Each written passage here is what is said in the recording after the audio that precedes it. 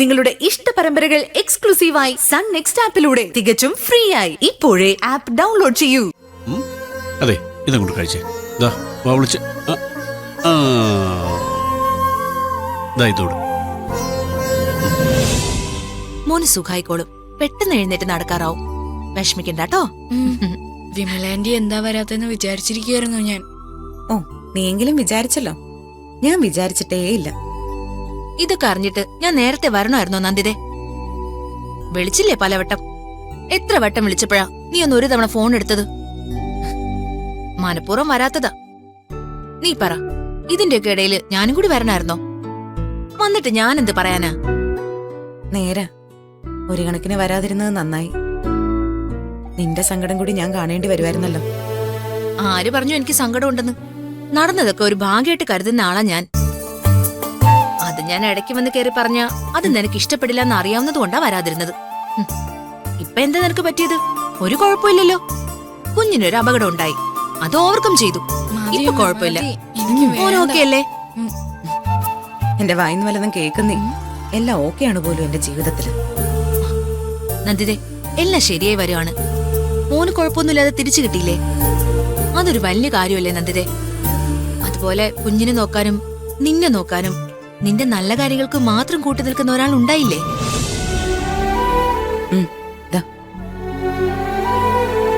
അങ്ങനെ ഒരാളെ കിട്ടാൻ ഞാൻ നോക്കിക്കോളാന്ന് പറയാൻ ഒരാളുണ്ടാവാൻ എത്രയോ പെണ്ണുങ്ങൾ കൊതിക്കുന്നുണ്ടെന്ന് അറിയോ നന്ദിതേ? മതി, നമുക്ക് വേറെന്തെങ്കിലുമൊക്കെ സംസാരിക്കാം. വേറൊന്നും സംസാരിക്കാനില്ല. നമ്മുടെ ജീവിതത്തില് നമുക്ക് വേണ്ടതൊരു കൈത്താങ്ങ ഒറ്റയ്ക്കാവുമ്പോ. ഒന്ന് തനിച്ചിരുന്ന് ആലോചിച്ചു നോക്ക്, ആരുണ്ട് എന്റെ സങ്കടങ്ങൾ കേൾക്കാനെന്ന്? ആരുമില്ലാന്നൊരു തോന്നൽ വരുമ്പോ വല്ലാത്തൊരു മരവിപ്പായിരിക്കും ജീവിതത്തില്. ഇതിപ്പോ അങ്ങനെയല്ലല്ലോ. ആൾക്കാരെന്തും പറയട്ടെ, പറയുന്നവരുടെ വായൊന്നും മൂടിക്കെട്ടാൻ നമ്മളെ കൊണ്ടൊന്നും പറ്റില്ല. സ്വന്തമായുള്ള തീരുമാനങ്ങൾ ഉണ്ടാവണം. ആ തീരുമാനങ്ങൾ നിനക്കും നിന്റെ കുട്ടികൾക്കും ഗുണകരമാവണം. അതങ്ങനെയാണെങ്കി പിന്നെ ആരെന്ത് പറഞ്ഞാലും എന്താ നന്ദിതേ? മോൻ ഇത്രയും നല്ല ട്രീറ്റ്മെന്റ് കിട്ടാൻ കാരണം ശിവദാസ് സാറല്ലേ? അവന്റെ കാല് തിരിച്ചിട്ടാനും സാറല്ലേ കാരണം? കാല് മാത്രമല്ല, കരളും പറിച്ചു തരും അയാള്. വേണ്ടെന്ന് പറഞ്ഞ് വെറുതെ ജീവിതം ഇല്ലാതാക്കല്ലേ. എന്റെ കാര്യം നോക്കാൻ എനിക്കറിയാം. നിന്റെ ശുപാർശയൊന്നും വേണ്ട. നന്ദിതേ, സത്യം പറഞ്ഞാൽ നീ ദേഷ്യപ്പെടരുത്. നിനക്കറിയാൻ പാടില്ലാത്ത ഒരേ ഒരു കാര്യമുള്ളൂ. അത് നിന്നെക്കുറിച്ച് നിനക്കറിയില്ല എന്നുള്ളതാ.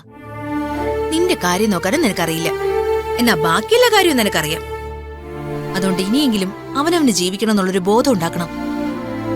അത് ചെറിയ കാര്യമൊന്നുമല്ല, വലിയൊരു കാര്യം തന്നെയാ. നിന്റെ വിചാരം നിനക്ക് പ്രായം കടന്നുപോയി വലിയ കുട്ടികളായി, അതുകൊണ്ട് ഇനി ജീവിതം ഇല്ലാന്നൊക്കെയാ നീ വിചാരിക്കുന്നത്. അത് തെറ്റാണ് നന്ദിതേ, 100% അത് തെറ്റാ. ഏത് പ്രായത്തിലും ജീവിക്കാൻ തോന്നുക എന്ന് പറയുന്നത് ഒരു വലിയ കാര്യമാണ്. നിനക്കില്ലാത്തതും അത് തന്നെ. അതുകൊണ്ട് നിന്റെ കാര്യം നോക്കാതെ നീ എന്നോട് പറയരുത്. വിട്ടിത്വമാണത്. ആ വിട്ടിത്തം മാറ്റിവെച്ചിട്ട് ഇപ്പൊ കിട്ടിയ ഈ ഓപ്പർച്യൂണിറ്റീസിനെ ഉപയോഗിക്കുക. അതൊരു ഉപകരണമായിട്ടല്ല ഞാൻ പറഞ്ഞത്. സ്നേഹം കൊണ്ട്, വിശ്വാസം കൊണ്ട് എന്തും ചെയ്യാൻ തയ്യാറായിട്ട് ഒരാൾ വന്നു നിൽക്കുമ്പോ സമൂഹവും കുട്ടികളും ബന്ധുക്കളും ഒക്കെ പലതും പറയും. അവനവനാണ് തീരുമാനിക്കേണ്ടത്. ആ തീരുമാനമില്ലാത്തിടത്തോളം കാലം നീ രക്ഷപ്പെടില്ല നന്ദിതേ. എന്ന് തീരുമാനം എടുക്കുന്നോ അന്ന് മുതൽ നിനക്കൊരു ലൈഫ് ഉണ്ടാവും. നിനക്ക് മാത്രമല്ല, നിന്നെ ആശ്രയിച്ചു നിൽക്കുന്ന എനിക്കും നമ്മുടെ ഗാർമെന്റ്സിനും. നീ ചെയ്യുന്ന ഡിസൈൻസിനൊക്കെ ആളുണ്ട്. അതെല്ലാം കൊണ്ടുവന്ന് തരാനും ഒരാളുണ്ട്. ഇത്രയും കാലം മക്കൾക്ക് വേണ്ടി ജീവിച്ചില്ലേ? ഇനി സ്വന്തം കാര്യത്തിലായിട്ടൊന്ന് ജീവിച്ചു നോക്ക്. അതിന്റെ തണലില് മക്കളങ്ങ് ജീവിച്ചോളും. എനിക്ക് നീ പറയുന്നത് കൂടുതൽ കേൾക്കാൻ താല്പര്യമില്ല. ഉണ്ടാവില്ല. പക്ഷെ ഈ കിടക്കുന്ന കുഞ്ഞുണ്ടല്ലോ, അവന് പോലും മനസ്സിലാവും ജീവിതം എന്താന്ന്.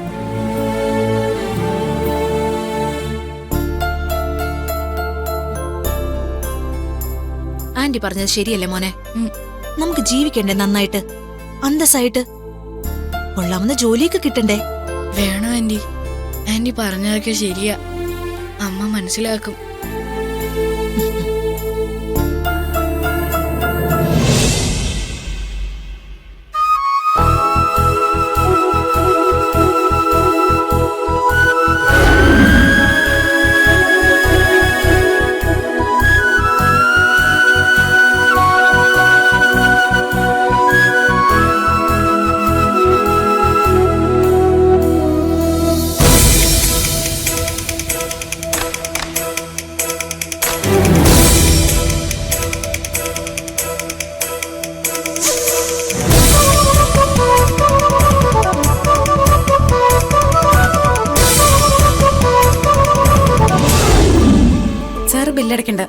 അടച്ചോളാം. എന്റെ കയ്യിൽ ക്യാഷ് ഉണ്ട്. ഏയ് ഇത്ര ഒരു ഫോർമാലിറ്റീസിന്റെ ആവശ്യമുണ്ട് നന്ദിത. ഞാൻ അടച്ചോളാം. എന്നിട്ട് പിന്നെ തിരിച്ചാൽ മതിയല്ലോ. വേണ്ട സർ, അത് വേണ്ട. എന്റെ മോന്റെ കാശ് ഞാൻ അടച്ചോളാം. ഏയ് ഇതൊരു അനാവശ്യമായിട്ടുള്ള വാശിയാണ്. ആയിരിക്കാം. അത്തരം വാശികളൊക്കെ കൂടിച്ചേർന്ന ഒരാളാണ് ഞാൻ. ഇവിടെ വെച്ച് നമുക്കിനി കൂടുതൽ സംസാരിക്കണ്ട സർ, ഞാൻ അടച്ചോളാം.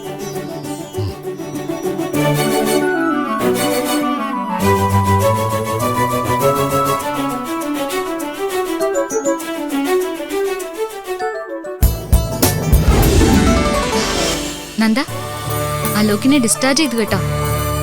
ഇനി വീട്ടിൽ ചെന്ന് പൂർണ്ണ റെസ്റ്റ് എടുത്താൽ മതിയെന്ന് പറഞ്ഞു. അമ്മ ഇങ്ങോട്ട് വിളിച്ച് പറയായിരുന്നു അത്. ഇനി ഒരു കുഴപ്പം ഉണ്ടാവാൻ സാധ്യതയില്ലെന്ന് ഡോക്ടർ പറഞ്ഞത്. അത് കേട്ടപ്പോ വല്ലാത്ത സന്തോഷമായി എനിക്ക്.